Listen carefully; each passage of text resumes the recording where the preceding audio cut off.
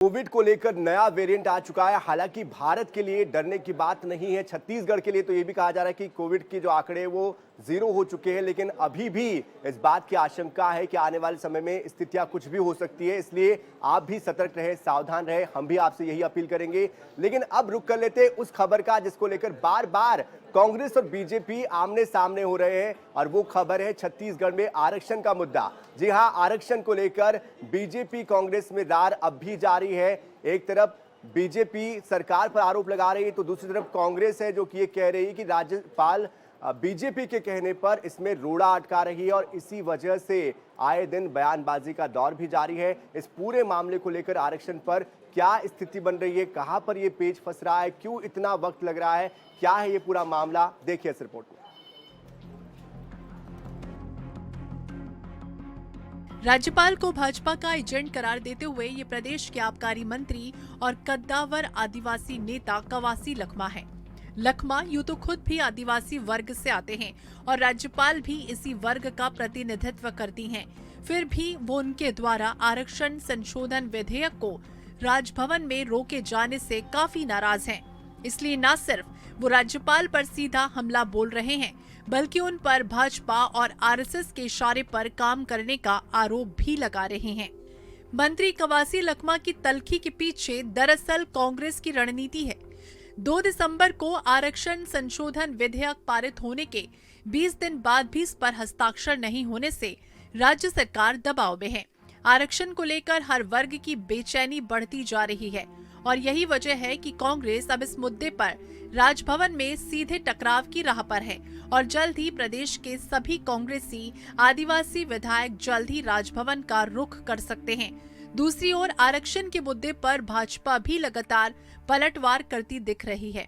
पूर्व मंत्री केदार कश्यप कवासी लखमा के बयान पर तीखा पलटवार करते हैं। उन पर राज्यपाल के अपमान का आरोप लगाते हुए इस्तीफे की मांग भी कर रहे हैं।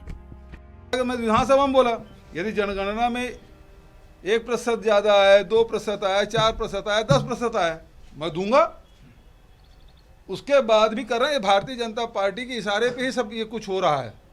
इस प्रकार से जो कर रहे हैं, हमको पता है कि क्यों कराया जा रहा है, क्योंकि भारतीय जनता पार्टी आरक्षण के विरोध में है।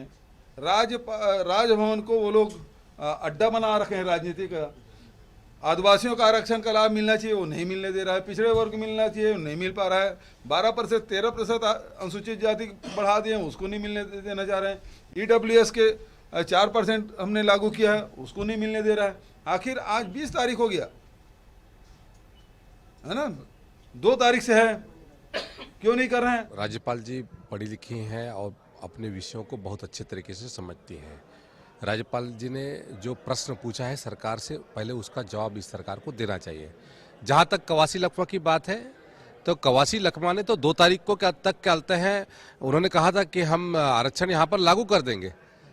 तो 2 तारीख को तो उनकी विशेष सत्र थी और वो आरक्षण लागू नहीं करा पाए। उन्होंने कहा था कि यदि मैं लागू नहीं करा पाऊंगा तो मैं संन्यास ले लूंगा।